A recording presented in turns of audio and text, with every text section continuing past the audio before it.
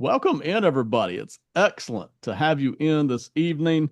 I'm Ben Parker. That's Austin Freed. That's Shane Ratliff. This is the Box Score Network, and this is our final prospect of the year. We have been covering things since way late last spring, since the last draft ended.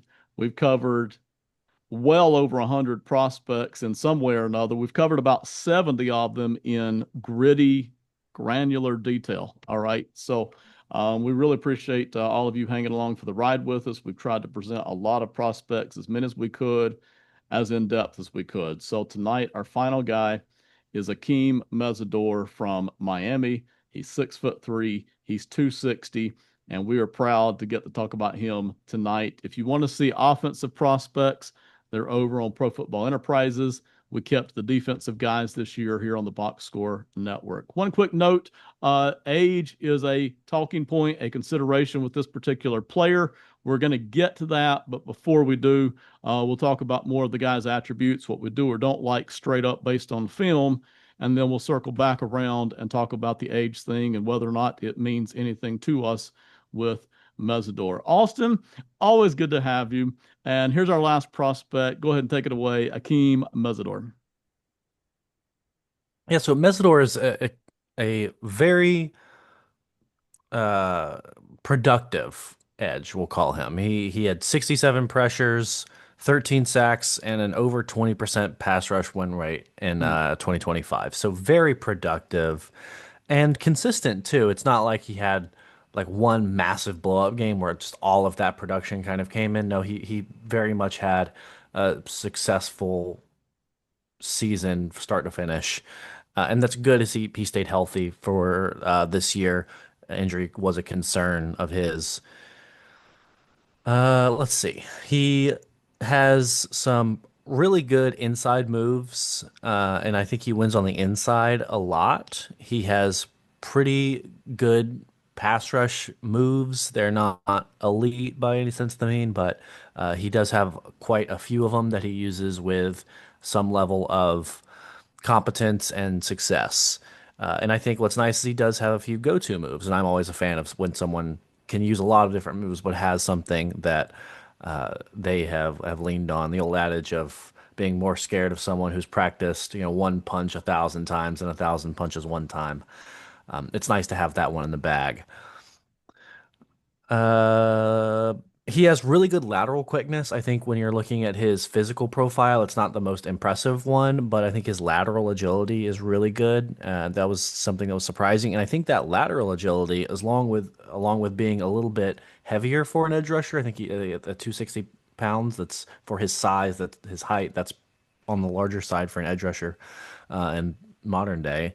And he is really good in the run game. He has a really high motor, and his lateral agility allows him to sort of just avoid blocks by sidestepping guys who are trying to go out and get him in the run game.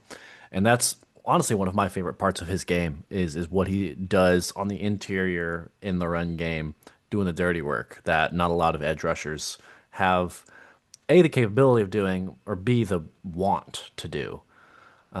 So yeah, he definitely impresses me in that capacity. He also had 68 coverage snaps in 2025, and I'm not saying he looked good in those coverage snaps, but I didn't watch all of them. But I saw that he had that number, and I watched several of them, maybe 20 or so. Okay, like he clearly like has some sort of brain, and he sort of knows what he's doing. He understands football concepts and how to sit in a zone. Uh, that's about all I have to say. You're not. That's pretty much all you're gonna want him to do. Like you're not asking him to go do that a lot, but when you do ask him to, you're asking him to not look like a complete idiot out there, and he doesn't. He didn't ever look like a complete idiot in the ones I saw. Um, let's see. I have one more. Oh, really good at setting the edge. I thought his edge setting was phenomenal and amongst the best in this class at just setting a hard physical edge. Awesome. Excellent work. We will get back to you on range and age here in just a second. Shane, welcome back in. Missed having you last week, but we're excited to have you tonight. Give it to us, Akheem Mesidor. So I think Austin hit on some key points. I think, in all honesty, he's an undersized tackle parading at end because his run game technique is excellent, fights the tackles, attacks the run game, sets the edge, as Austin said. I also think that in the modern draft sense, he's one of these guys that has consistent production. And for decades, that was exactly what draft analysts look for. Wow, this guy year after year, 10, 13 sacks, that's what. Now, if you don't have a dynamic physical trait, they go looking for mistakes in your game film. He's not the fastest off the edge. He's certainly not the biggest. You've talked about how we'll mention age and some injury things, as Austin said. The last 2 years, he's been able to clean that up. Injury was a worry before that. But for me, like Austin said, he's a guy where if you have a truly dynamic end on the other side, he is another team's worst nightmare because he plays that opposite side end better than anyone else that I saw in college.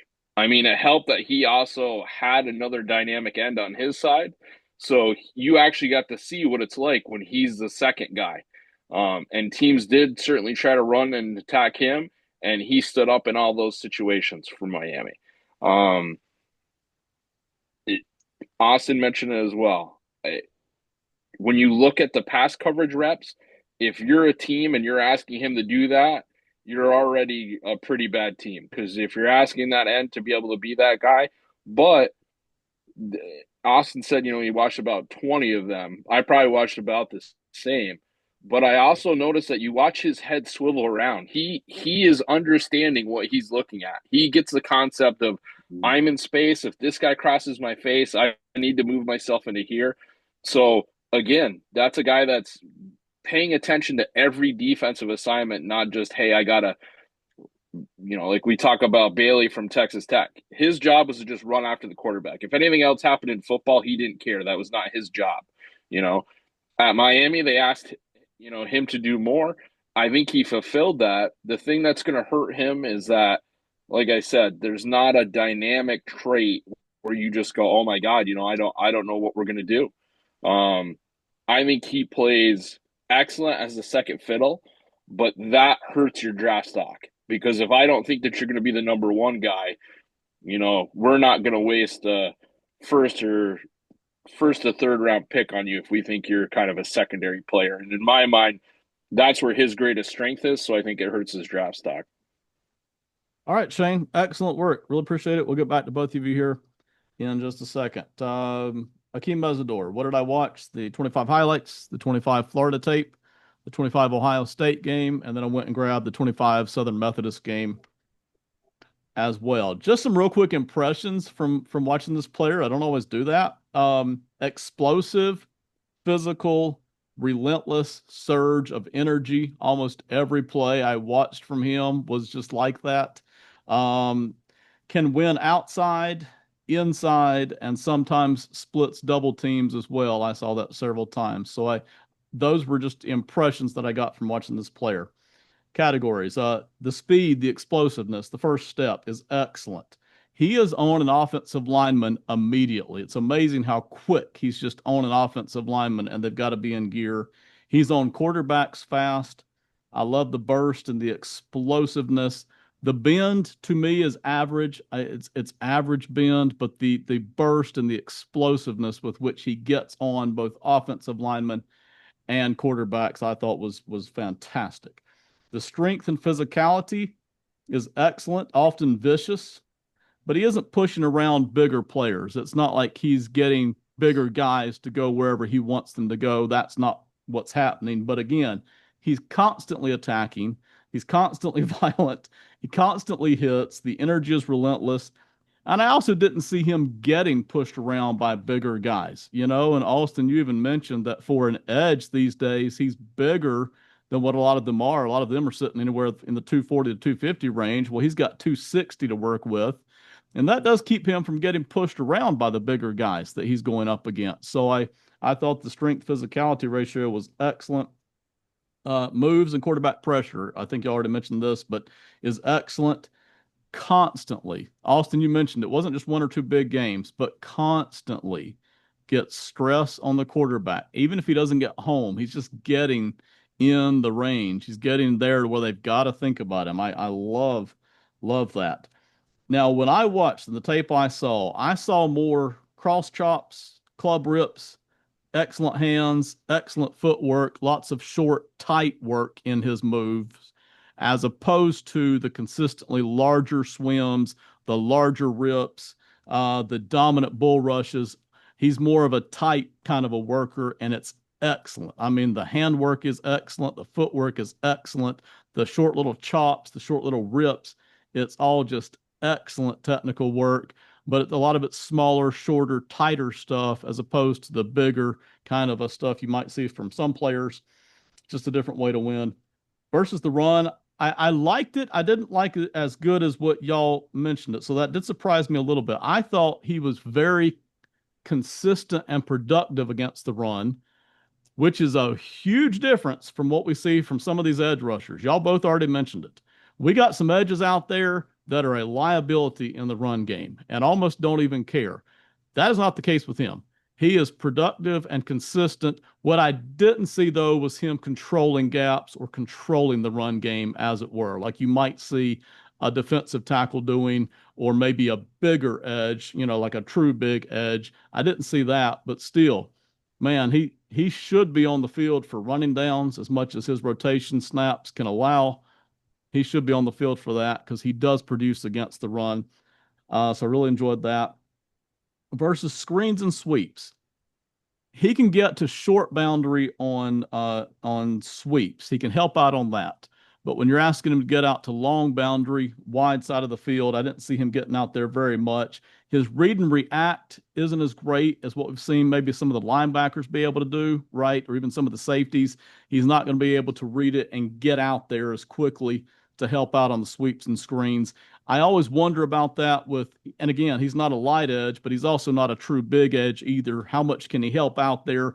It's not a lot, okay? He's not truly going to be able to fluidly get out there to boundary, shut down, and blow up sweeps and screens the way, say, a Sonny Styles or an Arvell Reese can do. It's a different level there that they're doing out there in space versus what he can do. Pass coverage, y'all mentioned it. I didn't see a lot, but what I saw, he looked very comfortable in. It's kind of dropping into coverage, right? Dropping into coverage, and he's very aware, head on a swivel. Totally agree. You at least feel good if, hey, a few times a season, I can drop my guy back into space while we do something else. It really does help out our defense. And I'll finish with this. The tackling is generally very good tackling. There are a few times where he will fail to wrap up and truly finish, but generally speaking, he's hitting hard and he's wrapping up well. That is by far his consistent tape to hit hard and wrap well, with a handful of exceptions. But I always feel like anytime you have a guy that plays this violently and this bursty, you're going to have some tackles that don't quite get finished true to form because you're coming in so hot. So I really loved his work. Let's talk about age and let's talk about what range you might be looking at him in the draft, how much the age is a consideration here, and then how much anything else, final thoughts you have. Austin? Yeah, I mean, this guy is got one foot out the door already. Like he's ancient, right? No, he's 25, which is old for a prospect, but not the oldest we've seen in recent years. It's concerning, it is, and I hate to kind of say this, but like as a 25-year-old man going up against a lot of 19, 20-year olds, like this is kind of what you should be doing, right? Like this is kind of expected, not like holy cow, this guy's good. It's like, oh yeah, this is a grown man. This guy is already got a bunch of money invested in his Roth IRA. Like this guy, um, yeah, it's a concern. And I really laid off on all the negatives just because this is kind of the last one we're doing, and I don't want to be super Debbie Downer on it. But I do have a lot of problems with his tape. Starting just athletically, sub-average athletic profile as a collegiate athlete, he's going to be a probably 20th percentile guy in the NFL. And that's I mean that's not I don't have like hard numbers on that, but like just kind of from what I can see, that's probably what I would project him as, like a 25th percentile edge rusher athlete. And that's, height, weight, short arms, like 32 and an eighth arm length. So Right. just not really any length. You mentioned the bend, and I'm a little worse on it than you. You said you thought it was average. I think it's like slightly below average even. So that's not good. And then there were just a lot of things that look concerning, especially when you consider his injury history and his sort of reliance on winning on the inside, because his pass rush win rate that I mentioned being really high is kind of heavily favored when he goes on the inside. It drops down 6 points or something like that when he is lined up at a five technique or wider. He has a lot more success on the interior going up against the worst athletes in the interior in college. So I'm concerned about that. And like I mentioned, he does have a go-to move, but it got worse as the season went on. I felt like earlier in the year it's kind of that double swipe is what I would consider his like primary Hmm. go-to move that he used a lot. And it looked really good at the beginning of the year, but the games I watched later in the season, it just looked like people were kind of sitting on it and it wasn't good enough to win when guys like were really sure it was coming. And he does have a lot of counters off of it, and they're all okay, but none of them are really great counter moves. And there's just a whole lot that I'm just not super big on. Overall, I still, like I said in the beginning, really productive, and I like his motor, and he's a really good run defender, and he's gonna be out there on downs for you all the time.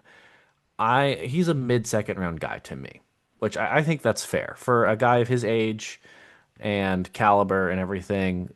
That's fair. When you look at the production, you're like, this guy should be a first rounder, but with the knocks, I think a mid-second rounder to an early first rounder is ultimately where I would be comfortable with him going. That's an excellent point you made that I did not notice about his move getting a little worse, his go-to move getting a little worse later in the season when maybe some of the better teams had had a chance to get a look at it and had a little bit more chance to set up for it and see it coming. That's good work. Shane, age consideration here, range of where you would draft him. Any final thoughts? Well, I think, like Austin said, there's an element of grown man versus 19-year-old, just like Austin mentioned, where you would go, well, he should be even more physical against those guys. And he's playing against 18-year-old left tackles and things like that. And you didn't see that jump out. I think what he's good at, he does an excellent job at. But at 25, he's not going to get faster. He's not going to get more agile. The bend is certainly not going to get any better. Um, so, like I said, if he's your number two end, where do you put him? I'm a little bit farther back than Austin. I think it's late second, early third. Um, I think the production, like Austin said, you look at what he's done and you go, yeah, that'd be great. But my problem is, is his fastball already gone? He hit his peak in college, and that's the highest sack total he's going to get. When he gets to the NFL, the things that he got away with in college, he's not going to get away with in pro ball. Your bigger tackles, we talked about earlier tonight, a guard that would absolutely eat him up if he tries to go inside move on him. Austin mentioned the double swipe, which I agree with Austin. That's his go-to move. If you watch the Indiana film, they knew that was coming, and he got beaten up because of it. They were prepared. They sat back. They waited on that first, double punched on him, and he didn't get a lot of movement out of that. Like I said, production wise, I agree with Austin. He has the ability to be up there, but I think the biggest strength for him is by all stretches they've talked about. Again, he's mature. So in the team meetings, he's scored well. He knows what he does. is going to be one of those guys where you can play him as a special teamer. You can ask him to do whatever you need to do, and he's going to do that. But again, we're talking about ends that can absolutely fly and guys that played safety before that are now stepping down into the box. He's not on that athletic spectrum. He never will be. So you get dropped back because you can't compete at that level. So I think he's late second, early third. I think if you get him early third, you'd be over the moon because I think he does have the production and he could be a guy that for 1 or 2 years really shows up if you can match him up in the right defense. Yeah, it's interesting here. I can't wait to see what NFL teams do with him come draft night.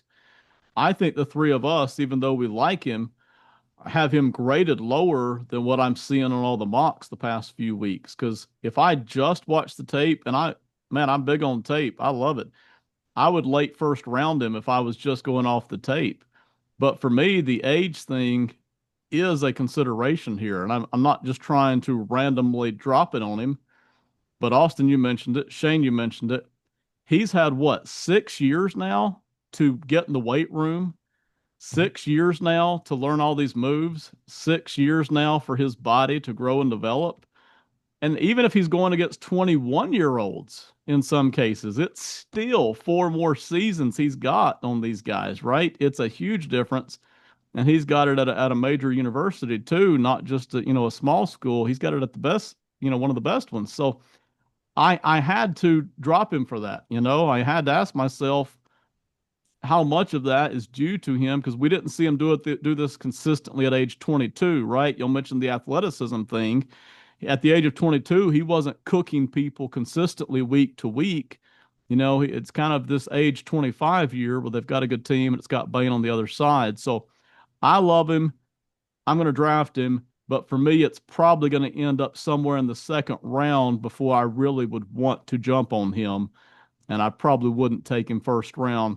I'll be interested to see if the NFL execs feel the same way as us.